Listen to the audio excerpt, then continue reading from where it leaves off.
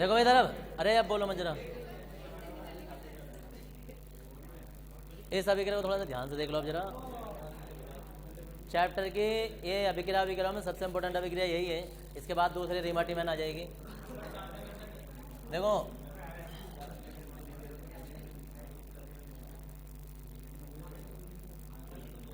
जब सोडियम फिनेट में, ये सोडियम फिनेट कहाँ से बना होगा, जब फिनॉल में NaOH प्रवाहित कर देते हैं तो भी ये सोडियम फिनेट ही बन जाता है। तो सोडियम फिनेट से अभिक्रिया स्टार्ट करते हैं। जब सोडियम फिनेट में कार्बन डाइऑक्साइड गैस 400 केल्विन ताप तथा 5 से 7 वायुमंडल दाब पर प्रवाहित की जाती है तो योगात्मक उत्पाद बनता है।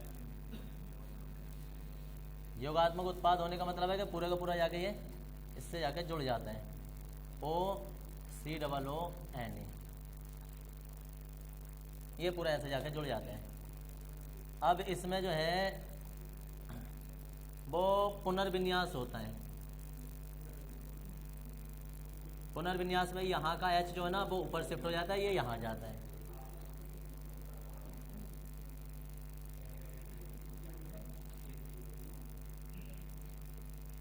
COONA, इसे कहते हैं सोडियम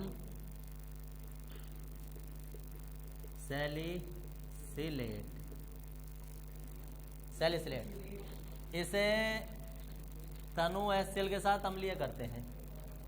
जब तनु HCl के साथ अम्लीय करते हैं तो Na और Cl ये तो अलग निकल जाएंगे, इसकी जगह H आ जाता है। और जी यहाँ तो है OH और यहाँ है COOH। इसे कहते हैं सैलिसिलिक अम्ल। और जी NaCl बाहर निकल जाता है। यह अभिक्रिया कोल्बे-सिम्ट अभिक्रिया कहलाती है।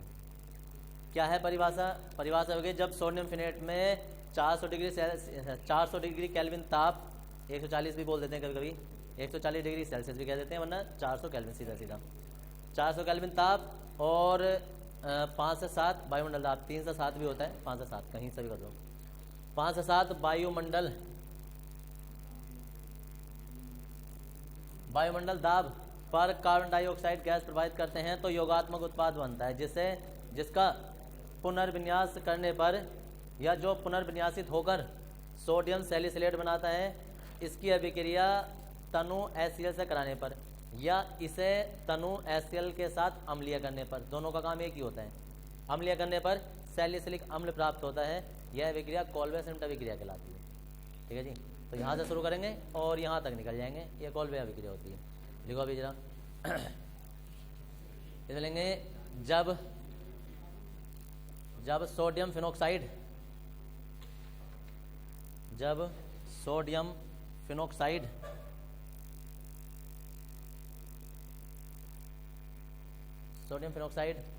में 400 केल्विन ताप तथा 5 से 7 वायुमंडल दाब, 5 से 7 वायुमंडल दाब पर 5 से 7 वायुमंडल दाब पर CO2 गैस प्रवाहित की जाती है।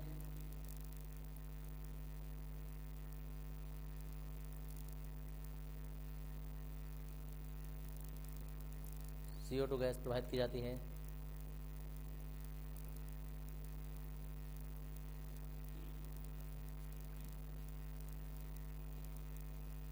प्रवाहित की जाती है तो योगात्मक उत्पाद प्राप्त होता है।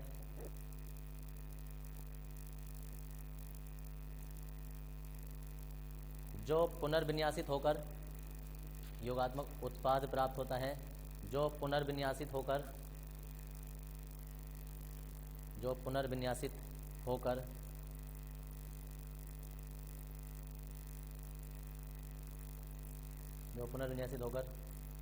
सोडियम सैलिसिलेट में बदल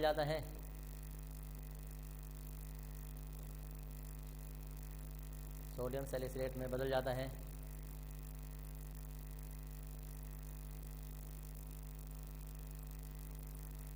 इसे सैलिसिलेट में बदल जाता है। इसे तनु HCl के द्वारा अम्लीय करने पर, इसे तनु HCl के द्वारा अम्लीय करने पर, अम्लीय करने पर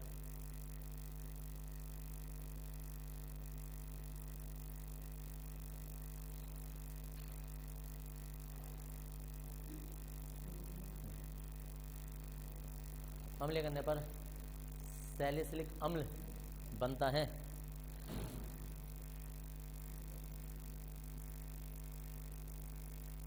सैलिसिलिक अम्ल बनता है।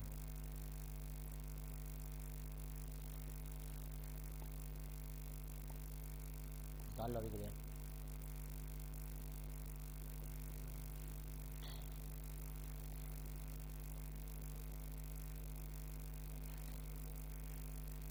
शरीर में सैलिसिलिक अम्ल बन जाए तो नुकसान देता है, पेट में ऐंठन कर देता है, अल्सर उत्पन्न करता है।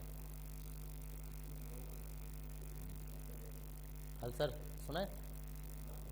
डॉक्टर कहाँ गया हमारा? ये थोड़ा बनते बनते रह गया, अभी बनेगा। हाँ, ऐंठन पेट में, ब्लडिंग हो सकती है।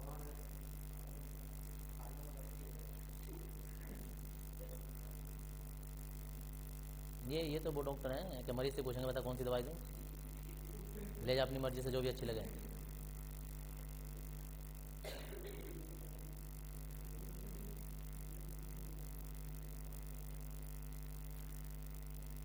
ऐसे डॉक्टर भी होने चाहिए जब मरीज की मनपसंद दवाई देने।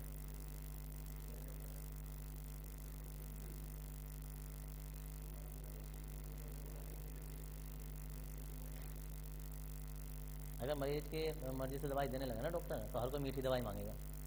तो ना भैया, कड़वी ना होनी चाहिए, ये वाली दे दे, लाल वाली जो उसमें बोतल में उसमें पी जाए बच्चे वाली।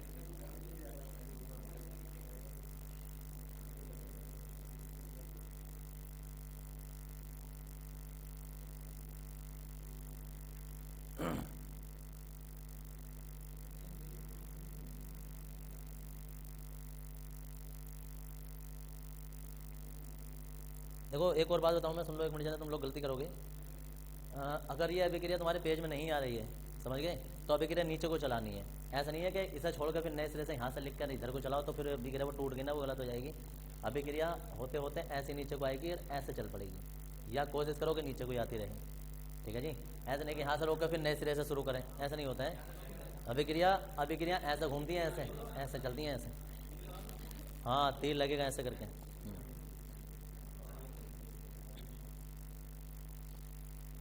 जैसा लगा देते हैं। अभी तो आएंगे अभिक्रियाएं, अभी तो एक टाइम ऐसा आएगा कि पूरे बोट पर अभिक्रिया घूम रही होगी ऐसा करके, ऐसे लहरें ले रही होगी। अभी कैसे करवा दें? अभी तुम्हें एल्डिहाइड का नहीं पता, दूर दूर तक कीटोन का नहीं पता, एमीन का नहीं पता है, एलिनिल नहीं पता है, कहाँ से बनाएंगे? ये चीज़ तो तब बनाएंगे कि सारे नाम पता चल जाए, तो तब चलेंगे अंत परिवर्तन।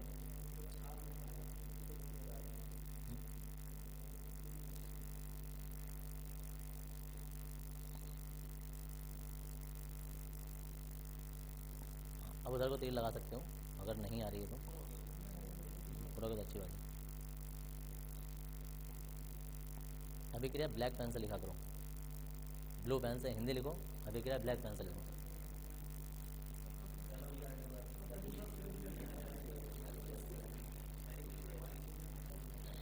अभी ये पेपर थोड़ा हो गए, ये छोटी छोटी जो कमियां ना तुम्हारे, जो अड्डे गड्डे रह जाते हैं, ठोक बजा कर लास्ट में चिकना करेंगे ना तुम्हें उस टाइम पर, तब बताया जाता है कि हेडिंग डालने के बाद भी उसके नीचे अंडरलाइन की जाएगी, इंपॉर्टेंट चीज़ों पर अंडरलाइन की जाएगी, कहाँ फुल स्टॉप आएगा, कहाँ कॉमा आएगा, कहाँ ही आएगा। इस चीज़ से भी 10-5 नंबर बढ़ते हैं, और हिंदी में तो बहुत बढ़ते हैं।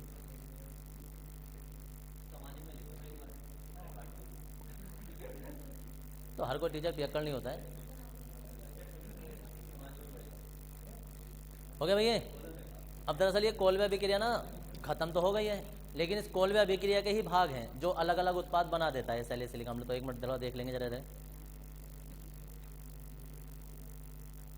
देखो इधर, ये बना हमारा सैलिसिलिक अम्ल। मैं इसे मिटा ही देता हूँ, अभिक्रिया आएगी नहीं।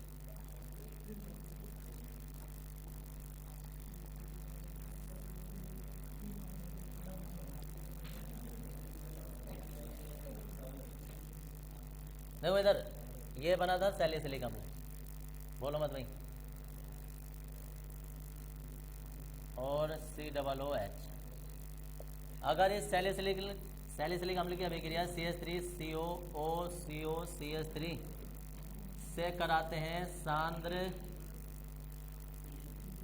H2SO4 की उपस्थिति में और CH3COONA की उपस्थिति में, नाम बताएगा कोई इसका क्या होता है? परऑक्साइड हो गया ये नाम, इसका पूरा नाम। अब जहाँ तक जिसकी रेंज है बेचारा वही तो बताएगा। एसिटिक एनहाइड्राइड,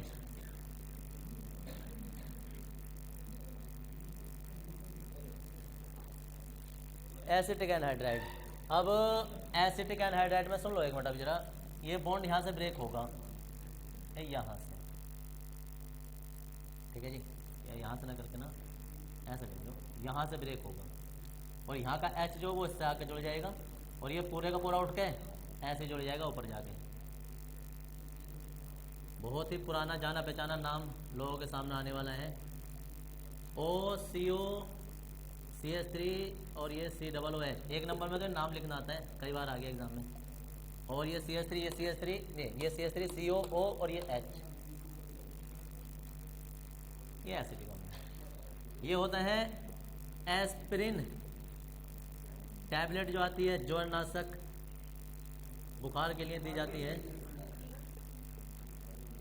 एस्पिरिन, क्वेश्चन आ रखा है एस्पिरिन का, IUPAC नाम लिखिए, एस्पिरिन की संरचना बनाइए। एस्पिरिन का रिवाज आ रखा है, IUPAC नाम सुन लो इसका, 1 और 2।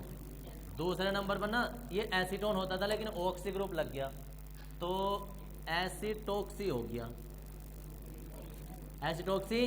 अब ये बेंजीन है, बेंजेनोइक अम्ल, बेंजोइक अम्ल, बेंजेनोइक अम्ल, ठीक है। तो एसिटोक्सी, 2 एसिटोक्सी बेंजेनोइक अम्ल हो गया और एस्पिरिन ये दवाई बन जाती है तुम्हारी। अब एक नंबर में क्वेश्चन आ जाता है कि एस्पिरिन को कभी भी खाली पेट नहीं लेना चाहिए, क्यों या क्या कारण है कि एस्पिरिन कभी खाली पेट नहीं खाई जाती है? कभी कभी तुमने देखा हो ना डॉक्टर कहते खाना खाने के बाद खा लेना, सुना है कभी ऐसा? अब कभी कोई डॉक्टर से तुम अगर जो पूछोगे ना कि चलो खाना खाने से पहले खा ली तो क्या होगा, तो क्या नुकसान देगी, कारण नहीं बताएगा कि अंदर अभिक्रिया क्या होगी।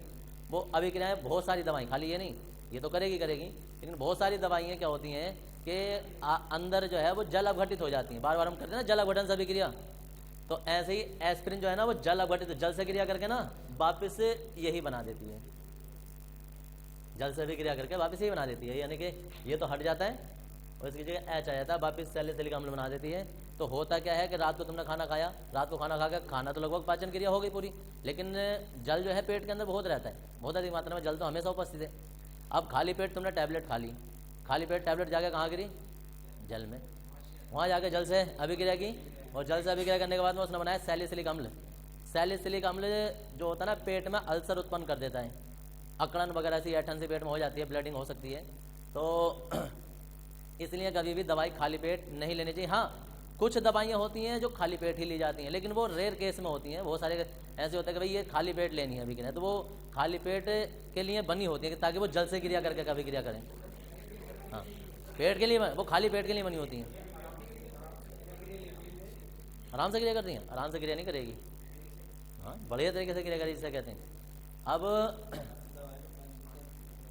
देखो दवाई धीरे क्रिया करती है या तेज क्रिया करती है, वो शरीर के अंदर जाकर उसके सेल्स पर, उसके ब्लीडिंग पर, उसके अंदर के और हार्मोन्स पर डिपेंड करता है।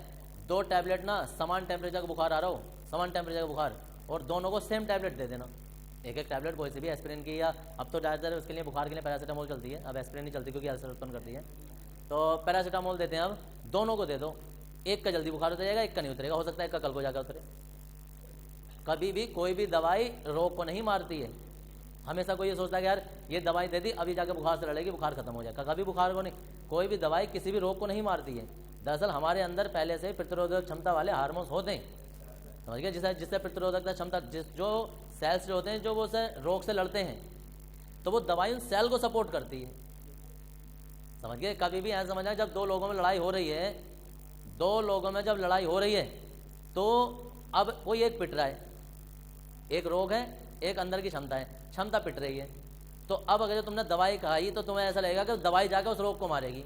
रोग से नहीं लड़ती है दवाई, लड़ाई उसे जाकर सपोर्ट कर देगी पीछे से, उसे जो लगागी तो क्यों गिर रहा है तो इस्तेमाल सपोर्ट देना आगे पीछे से, समझ गए। तो हमेशा बीमारी को रोग ही, जो हमारे जो भी शरीर के अंदर बीमारी होती है वो हमें शरीर, आदमी का शरीर खुद ही लड़ता है, कभी कोई दवाई लड़ाने नहीं आती है उसे।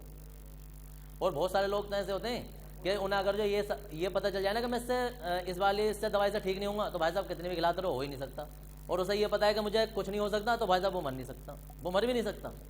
अगर तुम उसमें देखना, एक नॉर्मल से डॉक्टर से तुम कहना मेरे कोई ब्लेड लग गया या कोई उसमें जंग वाली कोई कील लग गई है, तो डॉक्टर बताएगा टेटनिस का इंजेक्शन लगवा, वैसा सेप्टिक कभी बन जाएगा। हर कोई कहेगा टेटनिस इंजेक्शन। मुहर्रम के दिन ना तुम देखना वो अपने शरीर को कैसा फाड़ते हैं, लोहे की कुंजियाँ होती हैं लोहे की उन पर, और जब अपने मार देना ऐसे करके तो पूरा मांस का ऐसे उखड़ कहा जाता है पूरा शरीर में से। और ना जिंदगी में भी टेटनिस का इंजेक्शन लगवा में ना कुछ लगवा। कभी देखना जो ईसाई लोग होते हैं ना, सिया लोग जो होते हैं, टीवी में भी कभी कभी देखा होगा किसी ने या कहीं, ऐसा देखना बहुत ही भयंकर मुहर्रम होते हैं, देखा नहीं जाएगा तुमसे, जैसे जैसे वो मारते हैं अपने, जितना शरीर को कष्ट देते हैं पूरे फटे रहते हैं, खून में लथपथ रहते हैं नीचे तक, जितने शरीर पे, कमर पे, उस पर भी। अब उनके दिमाग में पता है क्या है, उनके दिमाग में ये है कि करबला पे जाके मिट्टी लगा लो ठीक हो जाते हैं। मतलब उनके दिमाग में यह धारणा है कि करबला पे जानी है, वो मिट्टी लगानी है, उस मिट्टी में ये पावर है कि हम वो बेकार नहीं, वो न टेटनिस बनेगा ना कुछ बनेगा। तो उनके अंदर दिमाग में ये है, जैसे मिट्टी जाकर रगड़ते हैं ना, वो वहाँ जाके जब शाम के टाइम पहुँचते हैं, वहाँ जुलूस निकालने के बाद जब वहाँ पहुँचते हैं, जब वो अपनी मिट्टी रगड़ते हैं ना वहाँ की करबला की, तो भाई साहब वो ठीक भी हो जाते हैं। मुश्किल से 2-3 साल रखते हैं, सारे घाव सब भर जाना, कि डिटोल की जरूरत, न सैवलोन की जरूरत, ना कोई टेटनिस की जरूरत। क्यों? क्योंकि उनका शरीर अंदर से कह रहा है कि तू ठीक हो जाएगा, इसलिए ठीक हो जाते हैं। ऐसा नहीं हो सकता कि वो कहते हैं भाई अब तूने इतना सारा, तूने वो एक तो तूने कुंजी मारी है, कुंजी होती है ऐसे करके, वो कई सारी किसी ने गुच्छा देगा तो ऐसे पड़ता है, ऐसे ही निकाल के ले आते हैं वो। सोचो क्या हुआ, सोच नहीं सकते, लेकिन उस टाइम वो लोग खेलते हैं इस चीज़ से। तो ये अंदर की प्रतिरोधक क्षमता होती है कि यार कैसे कैसे करते हैं हम। अब देखो इधर, अरे तुम लोग तो जाड़ों में भी गर्मी लगने लगी होगी सुन के, ऐसा भी होता है ना।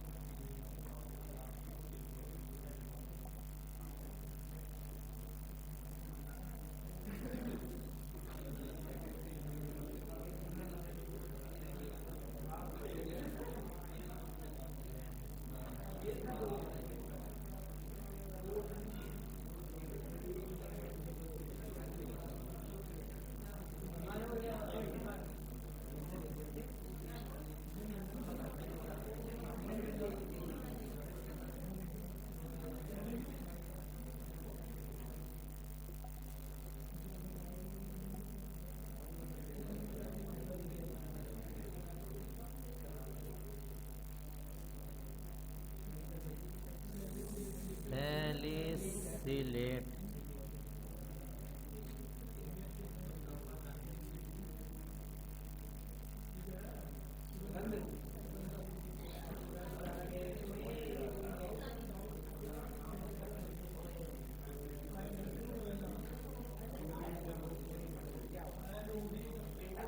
Oil of winter. देखो इधर, अब ये सैलिसिलिक अम्ल से 2 अभिक्रियाएं और होती हैं, ठीक है जी। हाँ जी, ये तो तुम्हें पता ही था, ऐसे सैलिसिलिक अम्ल होता है। इसका नाम बताएगा कोई? साजिद बताना जरा, इसका क्या नाम होगा, बता सकते हो? हाँ जी पीछे मोहसिन, इसका नाम? कयान, जुबैर, इसका नाम?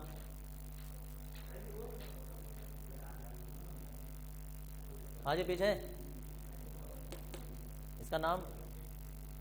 हाँ जी पीछे लड़कियों में दोनों में, इसका नाम?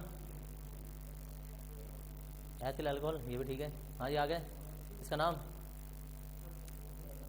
अगर एक मिनट सुनिए अभी सही, ये ना हो तो इसका नाम क्या है? ये फिनोल। और ये क्या है?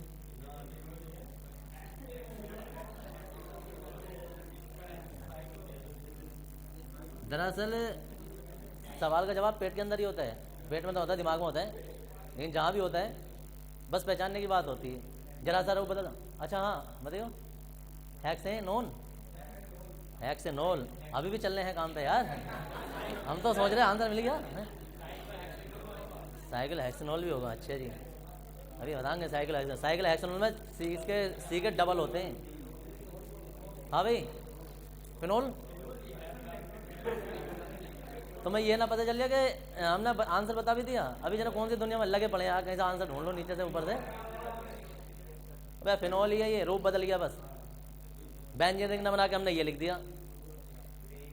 जब सैलिसिलिक अम्ल को एक रूप में इसने लिखा, अगर जो वहाँ रिंग बना देता तुम्हारी हालत वहाँ खराब हो जाती। फिर समझ गए, अगर मैंने यहाँ रिंग बना दिया क्योंकि मुझे ये वाला हिस्सा जो है वो यहाँ जाके जोड़ना है इसको हटा के, तब यहाँ जाके वहाँ बेंजीन को जोड़ के दिखाइए, फिर बेंजीन ऐसा नजर आता तुम्हें यहाँ ऐसा करके, वो कहते हैं यार ये जिन्हें कहाँ को इधर को रास्ता सा बना दिया उन्होंने। इससे अच्छा जो कैसे ऐसे ही रहे तो फैनिल होता है, सिंपल सा नाम। साइड में को देखो इधर, जब सैलिसिलिक अम्ल को फिनोल के साथ, अब इसका नाम भी क्या पूछे जो फास्फोरस ऑक्सी क्लोराइड होता है के साथ, ट्राइक्लोराइड के साथ की उपस्थिति में, सॉरी, जब सैलिसिलिक अम्ल को फिनोल के साथ POCl3 की उपस्थिति में अभिकृत करते हैं तो फेनिल सैलिसिलेट बनता है, जो कि एक घावनाशी है। जो होता है ना, जैसे सैवलोन होता है, डेटोल होता है, ऐसे ये भी सैलोल कहते हैं इसे। हाँ वही होते हैं सब, तो घावनाशी बन जाता है ये। और दूसरा क्या होता है कि जब सैलिसिलिक अम्ल को, इसका नाम क्या भाई, मैथिल अल्कोहल के साथ H2SO4 की उपस्थिति में अभिकृत करते हैं तो मैथिल सैलिसिलेट प्राप्त होता है, जो कि एक सुगंध कारक है। इससे ईथर परफ्यूम वगैरह बनाए जाते हैं। ठीक है जी, खुश हो गए लोग हैं, लगाना है नहीं ना, समझ गए। और इससे सर्दियों का क्रीम, कोल्ड क्रीम वगैरह जो होते हैं ना, वो भी बनाए जाते हैं। इससे मॉइस्चराइजर जो होते हैं वो बनाए जाते हैं इससे। तो इसे ऑयल ऑफ विंटर भी कहते हैं, सर्दियों का तेल। सर्दियों का तेल निकालना नहीं है, लगाना है। हाँ जी, क्या बना है, क्या चीज बनाती है?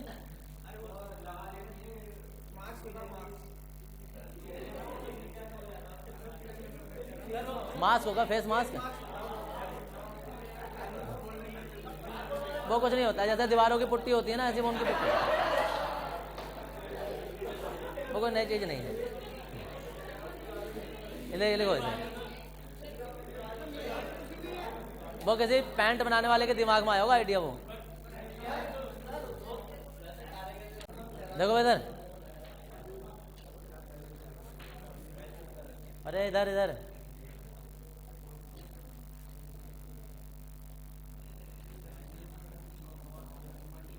रिमर्टी में है ना विक्रिया, या देखो इधर, ये राइमर टाइमर के नाम से भी आ जाती है।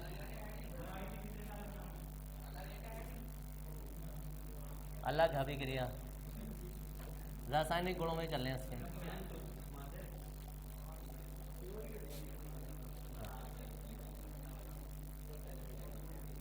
अब देखो इधर, इसकी क्रिया विधि भी आएगी रिमर्टी में अभिक्रिया की।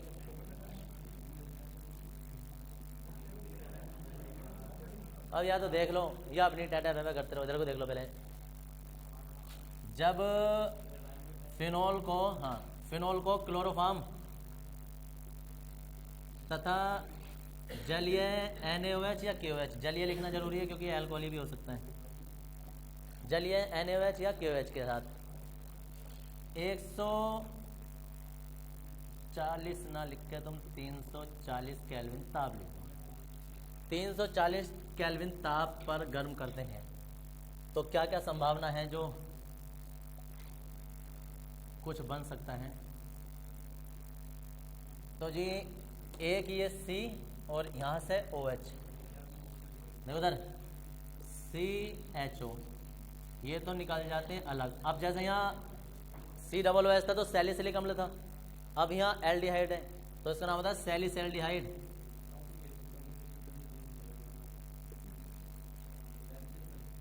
केल्विन 273 घटा दो तो पता चल जाए कितना होता है। हाँ, खाली 40 होता लिखा था, 60 होता है, 60 साइड सैलिसैल्डिहाइड। अब सैलिसैल्डिहाइड प्राप्त होता है और बनेगा क्या, देखो बनेगा ये Na जो ना Na Cl से क्या करेगा 3 टाइम्स, तो यहाँ 3 बार हो जाएगा ये। अब 3 बार हो जाएगा तो फिर हमारे पास OH तो एक ही खर्च हुआ हमारा, अभी 2 OH बचे हैं और यहाँ से H भी बचे हैं, तो जी H2O 2 बार निकल जाते हैं। ये है फिनोल, ये अभिक्रिया, ये अभिक्रिया तुम्हारी रीमर्टीमैन अभिक्रिया कहलाती है। बैलेंस ही चेक कर लेंगे एक बार, क्लोरीन ब्लोरीन तो सब पूरे हैं, H काउंट कर लो 1 और 4, तो 1 यहाँ हो गए, नहीं ये वाला तो H तो इसका ही होगा, खैर 4 H यहाँ हो गए, O हमारे हो गए 2 3 4, 3 और 1 4, ठीक है। तो हिंदी लिख देंगे इसकी, ज़्यादा कोई भारी हिंदी है नहीं। जब फिनोल को क्लोरोफॉर्म, देखो भाई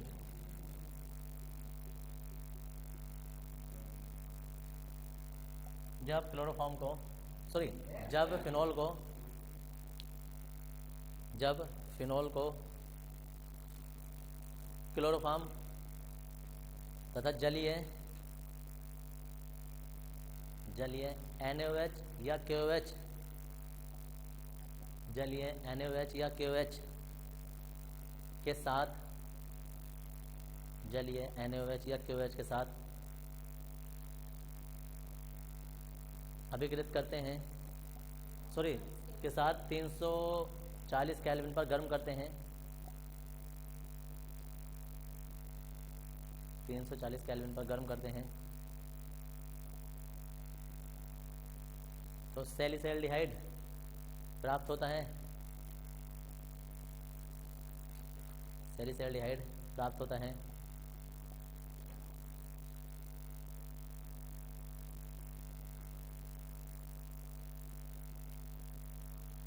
प्राप्त होता है, यह अभिक्रिया रीमर्टीमैन अभिक्रिया कहलाती है, यह अभिक्रिया रीमर्टीमैन अभिक्रिया कहलाती है।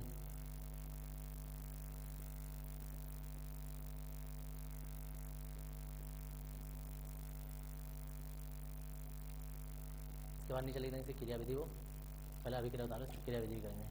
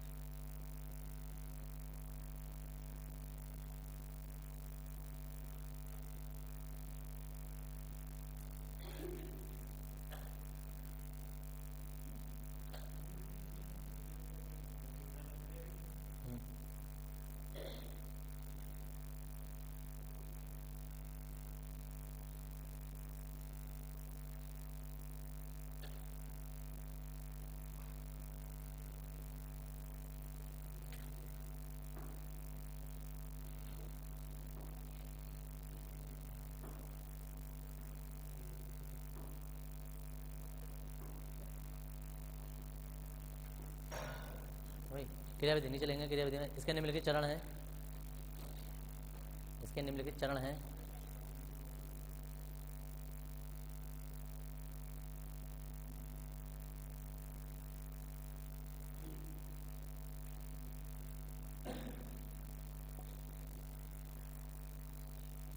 निम्नलिखित चरण हैं। नंबर 1,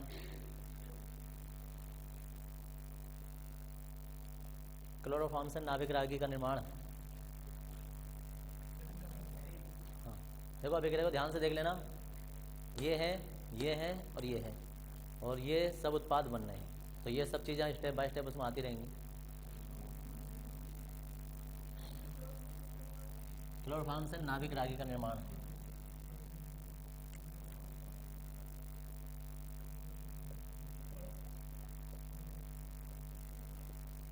अब नंबर 1 में जब हम नाभिक रागी का निर्माण कर रहे हैं, ये अभी देखो इधर, इसमें जलीय NaOH लिए थे, जलीय NaOH। अब NaOH का OH क्रिया करता है, सुनो इधर, OH क्रिया करता है। ये NaOH जब वो ब्रेक हो गया होगा तो OH क्रिया करेगा H से, जल बन के निकाल देगा बाहर ये, और ये बॉन्ड जो है वो ब्रेक हो जाएगा इसकी ओर। तो क्या हो जाएगा, CCl3 हो जाएगा।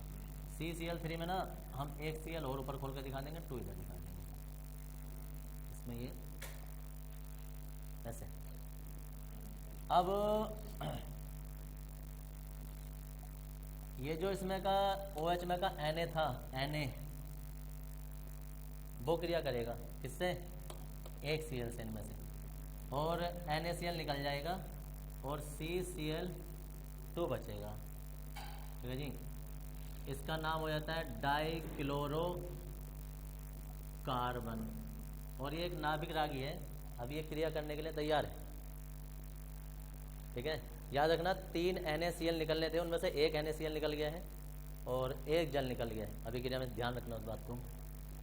सेकंड में नाभिक रागी का फिनोल से संयोग या फिनोल पर आक्रमण, फिनोल पर आक्रमण। अब ये फिनोल पर आक्रमण करेगा।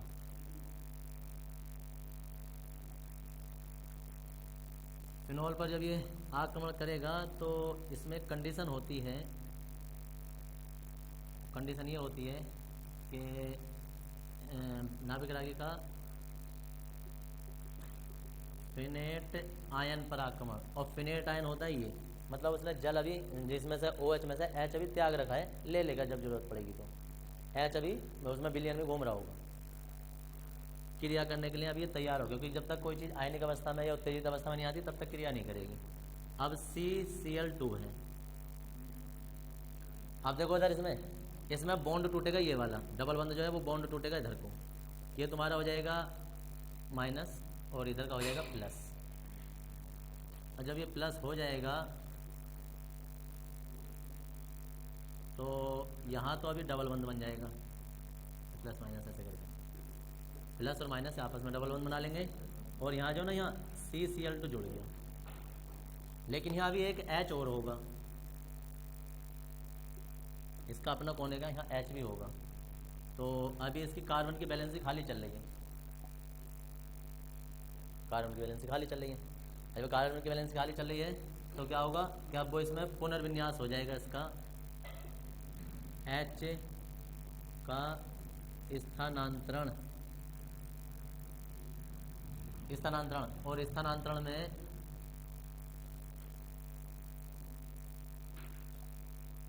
देखो, स्थानांतरण में ये H यहाँ शिफ्ट हो जाएगा, और जी H यहाँ शिफ्ट होगा तो CHCl2 हो जाएगा, ये यहाँ शिफ्ट हो जाएगा। अब CHCl2 हो जाएगा, और जब H यहाँ से ऐसे हटा होगा ना ये प्लस और लेके, तो यहाँ माइनस आ गया होगा, ये यहाँ माइनस आ जाएगा। अब ये जो है डबल बंद, अब ये वापस अपनी अवस्था लेगा, तो हम कहेंगे H+ का संयोग,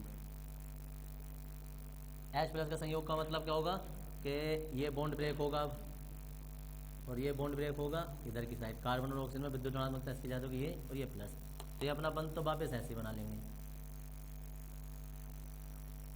ये बंद आ गया, ये आ गया, ये आ गया, और यहाँ O के साथ में ये H जाके जुड़ गया और यहाँ ये CH और Cl2 आ गया। ये आपस में उन्होंने वापस बंद बना लिया। अब यहाँ तक करने के बाद में अभी तुम्हें पता है कि क्या क्या चीज़ अभी खर्चे में नहीं आई है हमारी। तो अभी 2 NaOH खर्चे में नहीं आए, एक तो आ गया क्योंकि 3 लिए थे हमने, तो अभी 2 नहीं आए। तो 2 के 2 इससे क्रिया करेंगे और यहाँ के Cl हटा देंगे और OH जाके वहाँ शिफ्ट हो जाएंगे। तो जो अब अभिक्रिया तुम्हारी ये बनेगी, ये तो OH है, यहाँ CH और ये OH का होल ट्वाइस हो जाएगा। 2 Cl हट के 2 OH पहुँच गए उसकी जगह। निकला क्या, निकला NaCl 2 बार, ये यहाँ से। अब इसमें से क्या होता है कि ये 2 OH है ना, तो इसमें से जल का अणु और निष्कासित हो जाता है। अब 2 OH में से OH और OH, यहाँ से जल का अणु निकल गया, O बचा होगा बस यहाँ, और यही तुम्हारा फाइनली उत्पाद होता है। ये CHO हो जाएगा और ये OH हो जाएगा,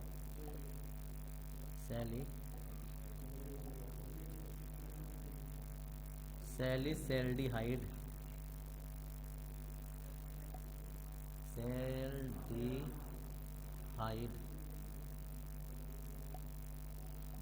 हाइड। और जी इसके बाद आ जाती है अमोनिया से क्रिया।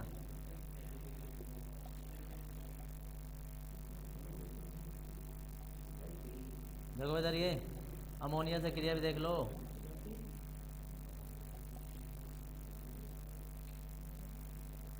निर्जल AlCl3 की उपस्थिति में जब करते हैं 623 केल्विन ताप पर, तो यहाँ से देखो इधर OH और यहाँ से H पूरे हट जाते हैं और ये NH2 और ये जल निकल जाता है। इसे कहते हैं हम एनिलीन। 13वें चैप्टर में पढ़ने वाले हैं इसे, एनिलीन बनता है। तो ये भी उतार लो, ये अगला रासायनिक गुण है इसका। पहला क्वेश्चन है रिमाटी में अभिक्रिया की क्रियाविधि चल रही थी, निम्नलिखित चरण है, उतारना स्टार्ट कर दो।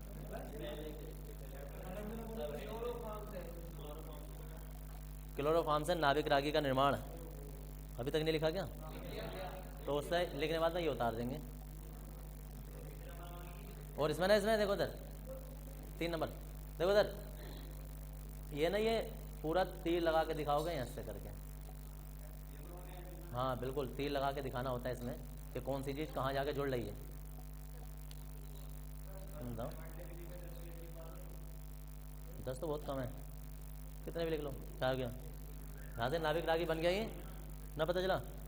यहाँ से क्लोरोफॉर्म में से OH और H ने क्रिया करके एक इसमें से H हट जाएगा, ये बन गया। अब ये OH जो आया था वो NaOH से आया था, तो इसमें से Na क्रिया करेगा, इससे Cl ले जाएगा, ये बचा। ये अब फिनोल से जाके क्रिया करेगा, जाके सीधा सीधा जुड़ गया। कौन सा सी के नीचे कौन सा? ये बंद टूटा है,